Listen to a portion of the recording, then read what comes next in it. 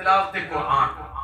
آپ نے 15 سال تک ہر رات ایک قرآن پاک کو مکمل کیا. سبحان اللہ. 15 سال تک. ایک دن سیڑھیوں پہ چلنے لگے تو نفس نے کہا کئی سالوں سے آپ قرآن پڑھتے آ رہے ہیں, آج ریسٹ کر لیں, آج آپ ریسٹ کر لیں, آرام کر لیں. کئی سالوں سے ہر رات قرآن پڑھتے آ رہے ہو. کہا اچھا. آپ نے کہا نفس کی بات ہے. آپ نے ایک پاؤں پہ کھڑے ہو کر پورے قرآن پاک کو مکمل کیا. سبحان اللہ. ایک پاؤں پہ کھڑے ہو کر. معلوم ہوا اللہ والے کا لگاؤ کس سے ہوتا ہے؟ قرآن سے ہوتا ہے. تو قرآن کے بغیر چارہ نہیں ہے. قرآن کے بغیر چارہ نہیں ہے. قرآن ہے وہ جس کے ذریعے بندے کو ہدایت ملتی ہے, بندہ رب کائنات کا فرما بردار بنتا ہے. اللہ تعالی ہم سب کو حضور سے اعظم رضی اللہ تعالی عنہ کے نقش قدم پر چلائے, اور جس طرح انہوں نے دین کی خدمت کی ہے, تلاوت کی ہے, ذوق تلاوت, غریبوں سے محبت, اور آپ کے سیرت کو پڑھیے.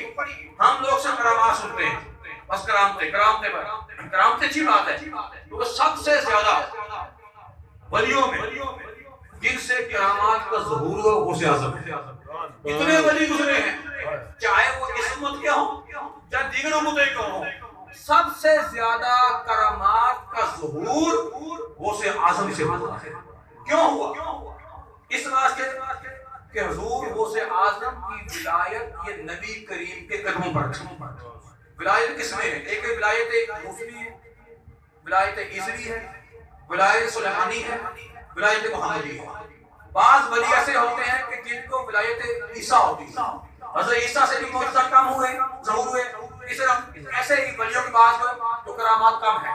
تو آقا اسلام کی جو تھے غوث اعظم صلی اللہ تعالیٰ عنہ, ان کی جو ولایت محمدی تھی, ولایت محمدی تھی. اس کا نبی کریم صلی اللہ علیہ وسلم سے معجزات کا ظہور بہت زیادہ ہوا.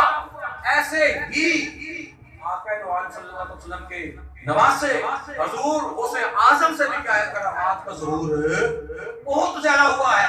بلکہ خود فرماتے ہیں لوگوں, آج میرا جسم عبد القادر کا جسم نہیں ہے, آج یہ جسم محمد کا جسم ہے, میرے نانے کا جسم, آج میرا جسم ہے. یعنی آپ خود اس میں فنا فی اللہ تھے, فنا فی رسول تھے.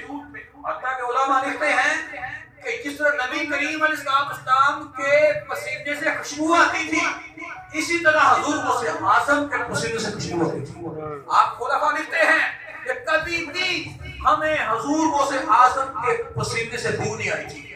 اور فرماتے ہیں جس طرح نبی کریم علیہ السلام کے مبارک جسم پر مکھی نہیں بیٹھتی تھی, ایسے ہی حضور غوث اعظم کے بھی جسم پر مکھی نہیں بیٹھتی تھی. آپ اس قدر نبی کریم کی محبت میں ڈوبے ہوئے تھے, اس قدر سرکار کے عشق میں ڈوبے ہوئے تھے کہ نبی کریم علیہ السلام کی عطا سے, کرم سے یہ فضائل رب کائنات نے آپ کو بھی عطا فرمائے ہیں. حضور غوث اعظم کے مرید بننے کا فائدہ کیا ہے؟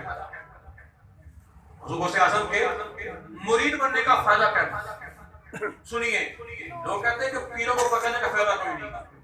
حضور غوث اعظم کے پاس ایک شخص آیا, آ کر عرض کرتا ہے کہ میں نے اپنے والد کو خواب میں دیکھا ہے, میرا والد عذاب ہے. کہا کہ جاؤ غوث اعظم کے پاس جاؤ, جا کر انہیں بولو کہ میرے حق میں دعا کریں, میرے حق میں دعا کریں کہ رب کائنات میرے عذاب کو ٹال دے. اب وہ شخص غوث اعظم کے پاس آیا, فرمایا تمہارا باپ تھا کبھی ہمارے مدرسے میں آیا؟ وہ میرا مرید ہے. کہا نہیں. کہا انہوں نے کبھی میرے پیچھے نماز پڑھی؟ کہا معلوم نہیں. کہا کبھی میرے مدرسے میں ان ہوا؟ کہا معلوم نہیں. کہا کبھی میرے مدرسے کے پاس سے گزرا؟ کہا معلوم نہیں. تو اتنے میں غوث اعظم کے پاس ایک فرشتہ آتا ہے اور کہتا ہے کہ اس کے باپ نے ایک دن آپ کو محبت سے دیکھا تھا, محبت سے دیکھا تھا, اور مجھے گواہی مل گئی ہے کہ تیرا باپ نے مجھے محبت سے دیکھا تھا. میں اللہ کی بارگاہ میں دعا کرتا ہوں کہ اللہ تعالیٰ تیرے باپ کی مصیبت کو ڈال دے. یہ فائدہ ہوا. بعد میں اسی کا باپ دوبارہ خواب میں ملتا ہے, کہا کہ جب تو غوث اعظم کے پاس گیا تھا, ان کی دعا کی برکت سے رب کائنات نے میرے عذاب کو دور کر دیا. تو معلوم ہوا غوث اعظم ایسے پیر ہیں کہ جو اسے صرف عقیدے سے دیکھتا ہے بھی بیڑا پار کر دیتے ہیں. تو جو ان کا مرید بن جائے اپنا ہاتھ غوث اعظم کے ہاتھ میں دے دے کہ اس پر میرے غوث اعظم کی کیسی نوازشات ہوں گی. یقین جانیے ہمارے جو عقیدے ہیں یہ قرآن و حدیث کے موافق ہیں. ہم ولیوں کو جو بھی عزت دیتے ہیں اس میں ہم کیا دے رہی عزت؟ ہم عزت دینے والے کون ہیں؟ ہماری کیا ویلیو، ہماری کیا حیثیت؟ رب نے ان کے مقام کو بڑھایا، رب نے ان کے مقام کو بڑھایا ہے.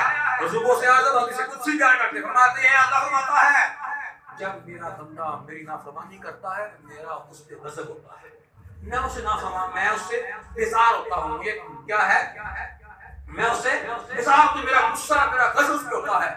لیکن جب میرا بندہ مجھے منا لیتا ہے، مجھے منا لیتا ہے، توبہ کر لیتا ہے، تو اللہ فرماتا ہے پھر اس بندے پر میری برکات کا نزول ہوتا ہے، میری برکات کا نزول ہوتا ہے. اب برکات کیسی ہے؟ برکات اللہ فرماتا میری برکات ایسی ہوگی جو کبھی ختم ہونے والی نہیں، کبھی ختم ہونے والی نہیں ہے. یہ تو نافرمان لوگ ہوتے نہیں ہیں، اللہ والے نافرمان ہوتے نہیں ہیں. جو پہلے اللہ والے ہوتے ہیں تو ان پر رب کائنات نے ایسی برکات عطا کی ہوتی ہے کہ آگے بھی نوازتے ہیں تو برکات بڑھتی ہی رہتی ہے، کم نہیں ہوتی. اللہ تعالیٰ ہم سب کو حضور غوث اعظم کا صدقہ عطا فرمائے. اور اس